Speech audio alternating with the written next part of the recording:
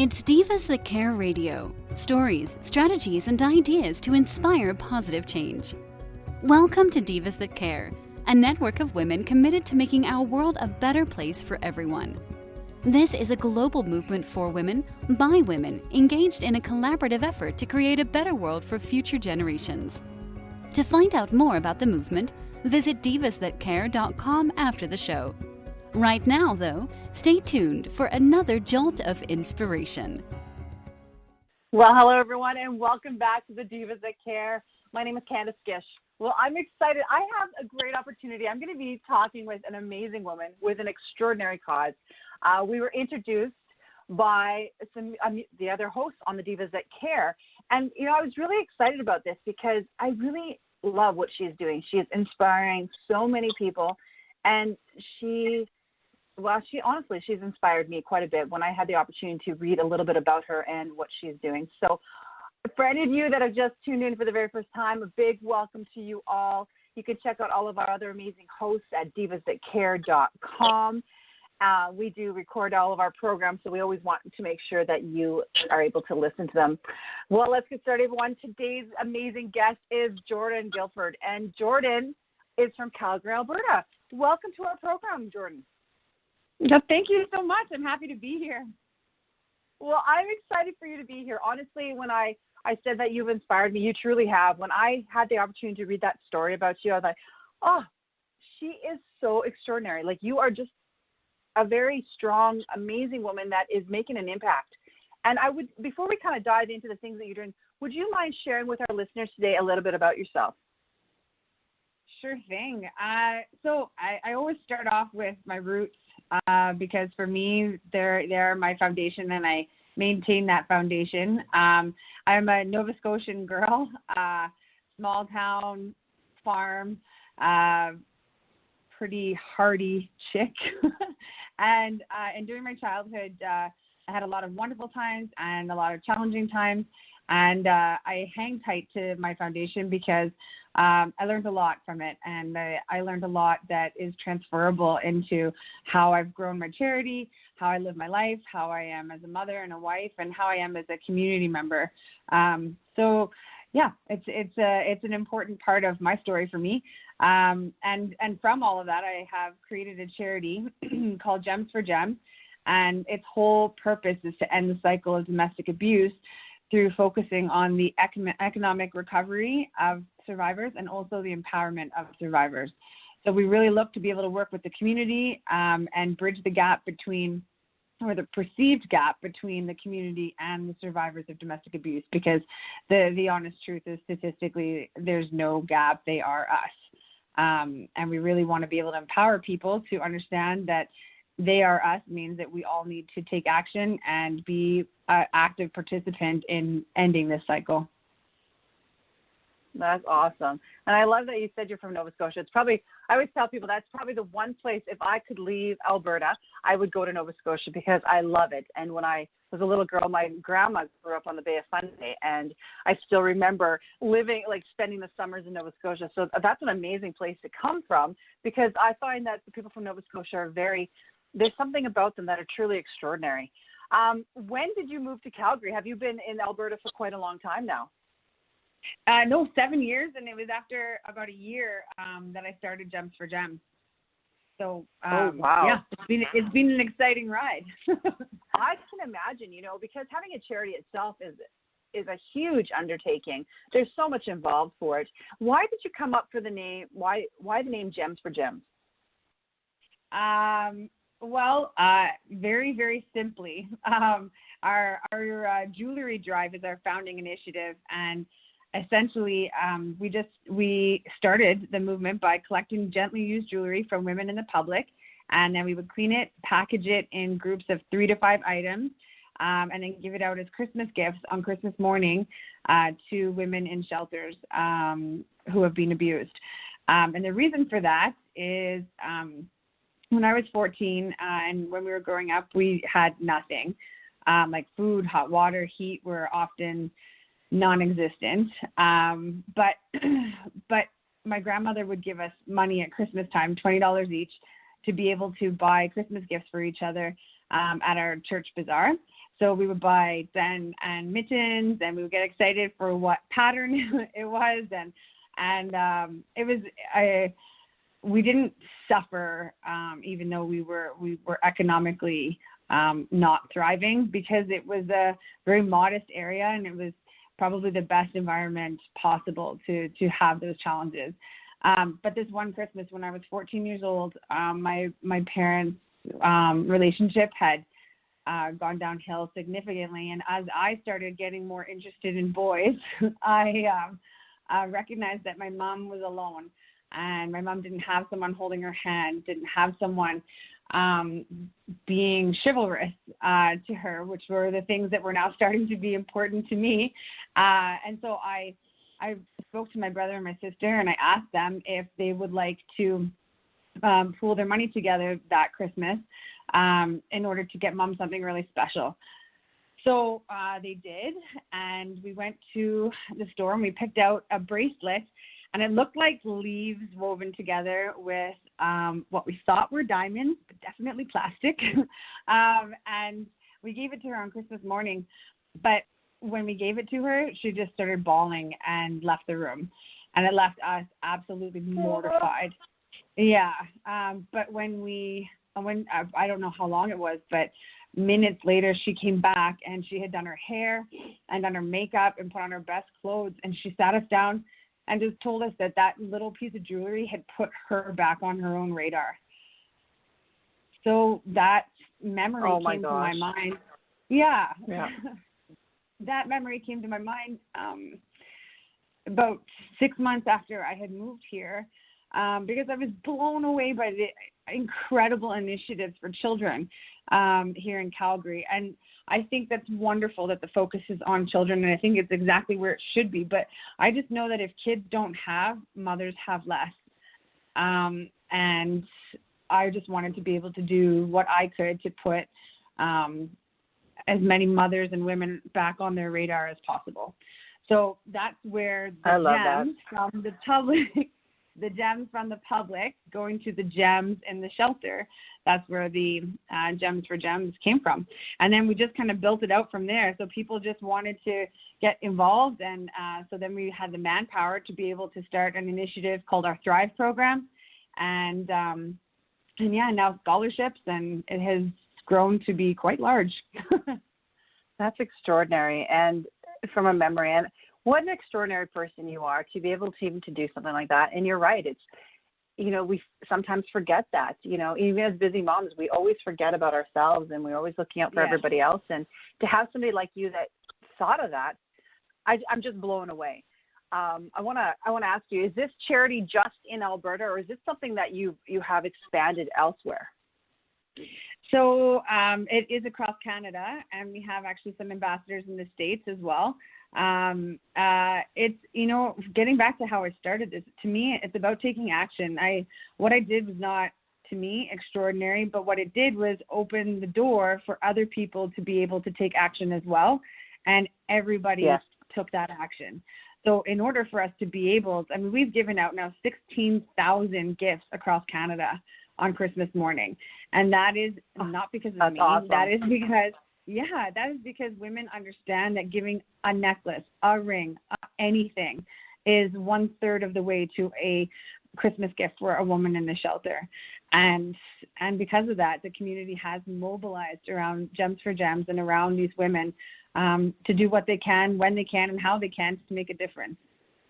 Exactly. But you know what? You have to take the credit in the fact that, Jordan, you were the one that stepped up to the plate. And that's probably the hardest thing for a person to do, is to take that initial action to say, you know what, I'm going to do this.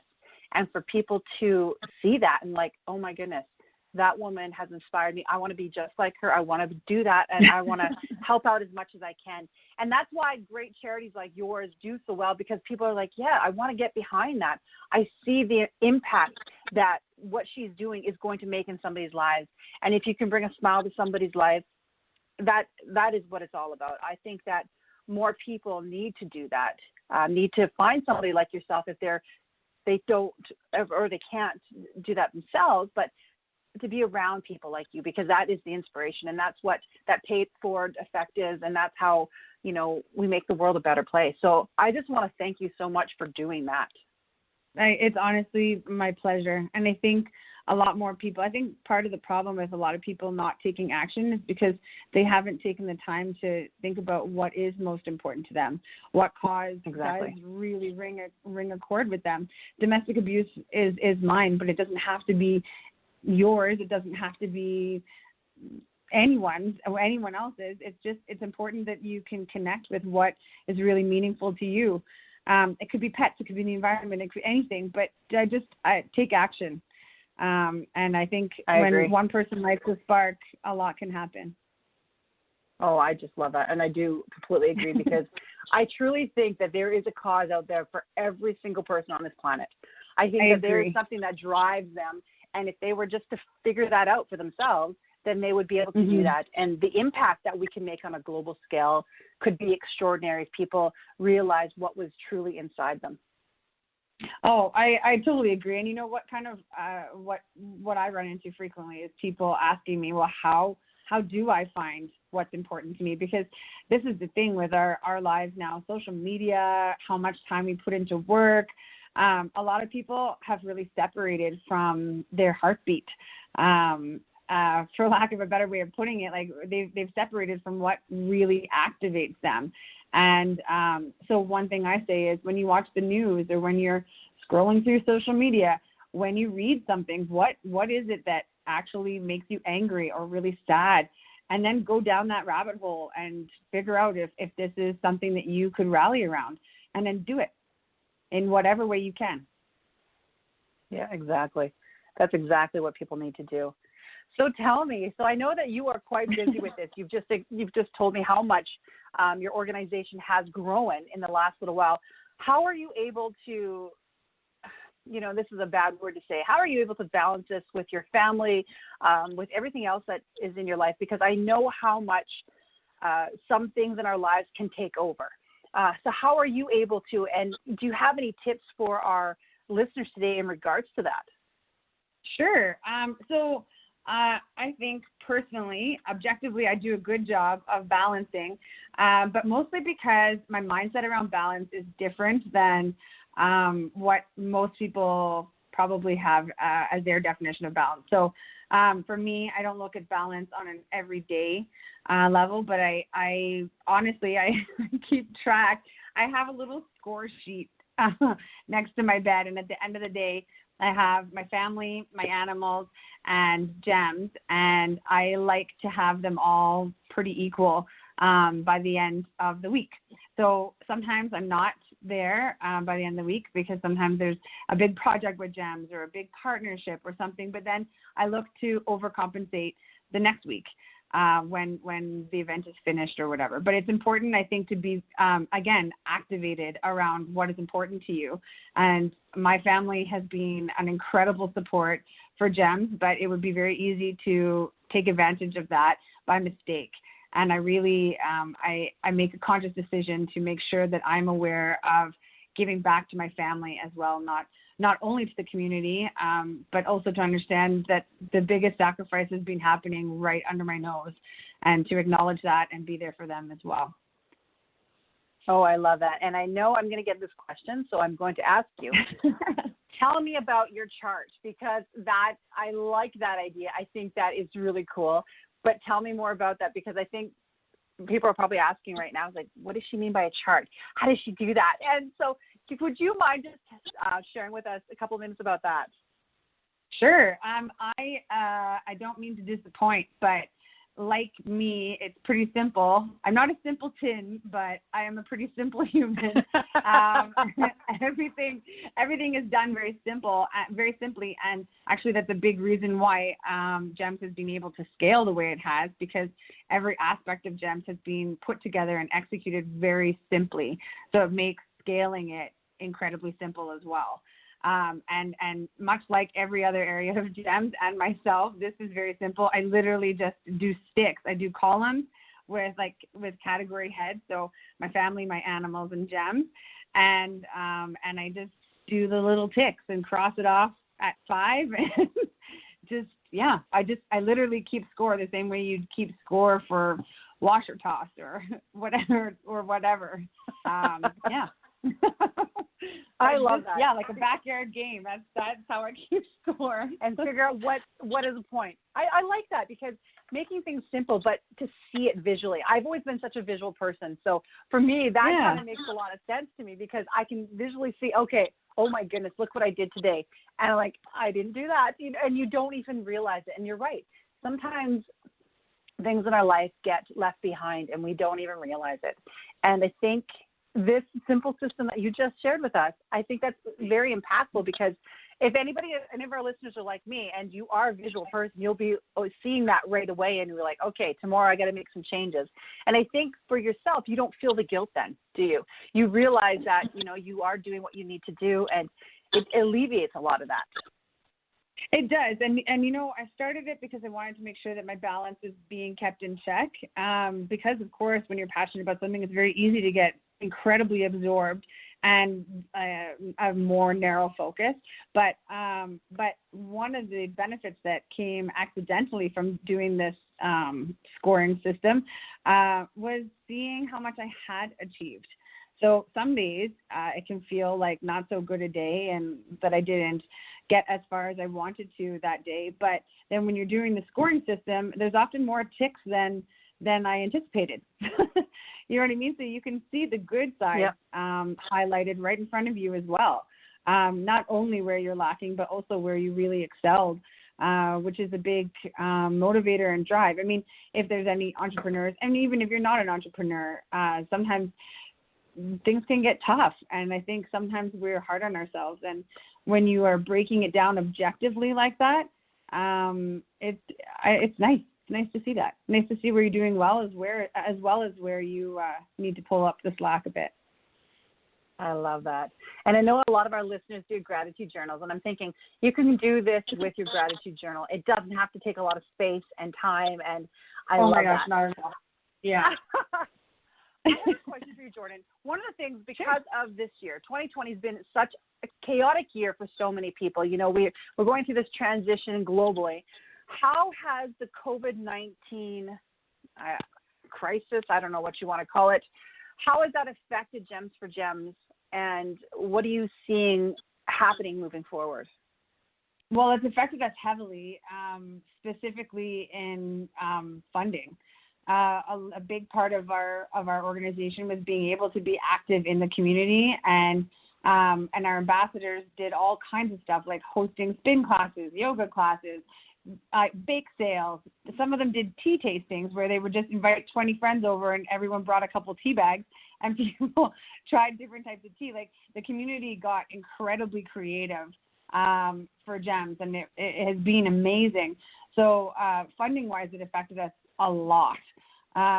So what I did, which thankfully has been one of Gem's strengths right from the get-go, is being flexible and being innovative. So when we got pushed back in that area, we redirected and started looking at any of the holes that might have existed in our charity that existed because we were moving so quickly. It's impossible to do everything incredibly well. So we looked at some of the stuff that we hadn't done as well, filled in those holes, and now we have actively looked for partnerships and other collaborations with this bigger, stronger, more stable charities in ways that we can still do what we do well without having that economic pressure on us. Oh, that's brilliant. And I think that a lot more organizations need to do that. Oh, no, I was just going to say, I think a lot more organizations need to see that, because I hear all the time, I've been a part of a lot of organizations over the years, and there is that financial burden on everybody is going through that. And I think if they were to work together, collaborate their funds, but all the resources, right? I think they would make things a lot easier for people. Yeah, and you know what, to me too, it's about like what is important to you. Is it most important to you that you remain independent and keep to yourself and be successful on your own and take all the credit, or is the impact and the mission more important to you? And I think a lot of organizations, particularly the farther they go away from the founding phase, which we're obviously still very connected to that, I think a lot of organizations can lose sight of that, and they get very fixated on the success of being an individual organization, where to me, the impact is everything. That's why I've done everything that I have, why I've sacrificed everything that I have. So to me, I'm happy to adapt because the mission is everything. And I think that this is a time for organizations and independent business owners to really think about that. Why did you start this? Was it just because you wanted to be interviewed by Oprah and be a big success, or was it because you were really passionate about your why? And if you were really passionate about your why, now is the time to take a little bit of an ego check and look to see who else is doing it and work together. You can resource share, you can share accountants, you can share bookkeepers, you can share admin assistants. Like there's a lot that you can do to cut down your costs and keep your mission alive. And I would really encourage anyone listening to this that might be in this situation to just have a think on it and see if that is something that you could possibly do, and if your mission is more important than your ego. Because to me, it is. I love that. Yeah. I agree with that completely. That is fantastic, and thank you for sharing that, because I think a lot of people have a hard time hearing that. I think it's a conversation that needs to be addressed, and it's great that you did say that today. You're welcome. How can our listeners get involved with Gems for Gems? How can you, is there a way that, just somebody listening today could get involved? As I said before our program, our show is listened to in over 30 countries around the world. And I know that with Gems for Gems, you are mostly in North America. I have a feeling that this is something that you'd like to inspire on a global scale. So how can our listeners be a part of this with you? So, the easiest part is the jewelry drive. And it's really spectacular because of the amount of people that can contribute to making that happen. And it's incredibly simple to do. So if anyone is interested in doing it, I'm happy, if they reach out to me, I'm happy to give you a little step-by-step on how to do it. It is not possible for it not to be a success because everyone loves it. No one says no. Everyone loves it. Every angle of it is loved by the women, by the shelters, by the community, period. It is lovely. So if that's something that you would like to do, I would be there 100% to support that. Also, to one of our latest initiatives is our scholarship program.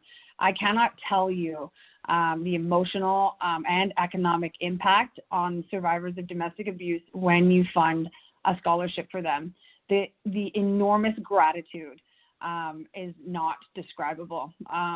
Literally, yeah. I'm all covered in goosebumps even just talking about it, because it is the game changer, and it's not a game changer today. It's not a game changer for tomorrow. It's a game changer forever, for the duration of that woman's life, and while her children are growing up as well and watching her.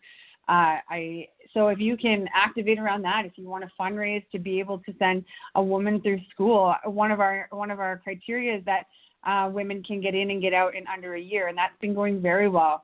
A lot of times these women are still in hiding, or they might need to leave shortly after the education. So being able to expedite their education is often critical. Reaching out to your school, seeing if there's a way to connect a school to a shelter, and just doing whatever you can to be able to help end the cycle, not just immediately, but also down the road. I'm going to be posting all this stuff on our social media because I think it's really important for everybody to check out your amazing website, gemsforgems.com. You have all that information on your website, correct? Yeah, I mean, we don't have our step-by-step if you want to just do your own jewelry drive, but I'm happy to help anyone that would like to do that. It's not difficult at all. It goes back to the simple things. We like simple. I like simple a lot. So, yeah, I'd be happy to help with that.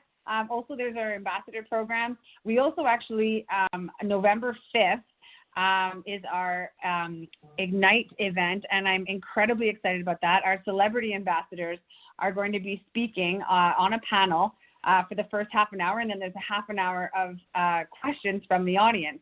So it's on Eventbrite, and it's posted on our website. And as well on our Facebook page. Our website was glitching this morning, but it should be up and going by lunchtime here. But yeah, we would love to have your listeners sign up for that and to pitch in with their questions. And the whole focus is on igniting the audience to be the change in their communities. And it's very much in alignment with everything I've been talking about today. And like I said, our celebrities are there, and they're each talking about different areas of domestic abuse. So one of them is Olivia Stuck. She's a Disney actress, and she's speaking about taking your power back and helping yourself of domestic abuse and not being owned by your story. And Michelle Morgan is a Heartland actress, and she's talking about the economic impact of domestic abuse and how we can affect change there. And then Sheila McCarthy, who is one of the most decorated Canadian actresses in all of history of Canadian actresses, is going to be speaking on why this is pertinent to every woman and every man out there. Domestic abuse unites us all. It has a limitless reach, but so do we. And we want to be able to give people the tools to be able to take action.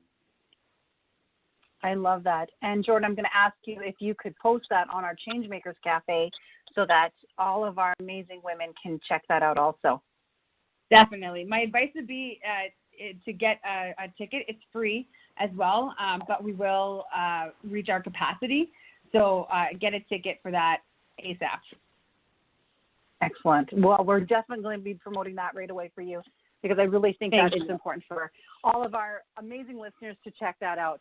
Well, our show is coming to a closing right now, but I want to ask you, is there any last-minute tips, tools, anything you'd like to share with our listeners? I want your listeners to know that whatever size of contribution they can do is meaningful. And that goes from a piece of jewelry to a toonie to a $5 to helping someone up when they're down to donating clothes. Anything you can do matters. And so many people do nothing because they think that what they're doing is not enough. But if everyone just took action, we would live in an entirely different world. I love that. Thank you so much for that beautiful tip. Well, Jordan, I have had such a great time. I love, as I said, I'm so inspired by you. I would like to let you know that the Divas That Care would love to get involved more with the Gems for Gems because your organization is absolutely extraordinary. I think that that's exactly what our divas are all about, is giving back, and you are giving back in such a huge way. So I wanted to let you know, and it's something that you and I will definitely discuss in the future. So thank you for coming on the program, and please come back on our show again and share more with our amazing listeners today or in the future. I would love that. I would love that, and this has been lovely. Thank you very much. Oh, thank you. And I want to do a big shout out to all of our amazing listeners out there. I'm a little tongue-tied because I'm a little emotional from what she was sharing with us today on a personal level. So I want to say to all of our listeners, 10 years has gone by very quickly for the Divas That Care, but it's because of all of you amazing supporters of the Divas that we have this opportunity to talk with guests like Jordan. Now we have all these amazing hosts that have a platform to share stories with all of you. So thank you. Thank you so much for everything that you do out there in the world. I know that the listeners are making the world a better place. You are inspired just like I am. And keep up the great work. It just takes one person, and it's that rippling effect. So thank you all so much for taking the time to listen to this program. Thank you to Jordan, and I hope that all of you have an extraordinary day. And until next time. Thanks for listening. This show was brought to you by Divas That Care. Connect with us on Facebook, on Instagram, and of course on divasthatcare.com, where you can subscribe to our newsletter so you don't miss a thing.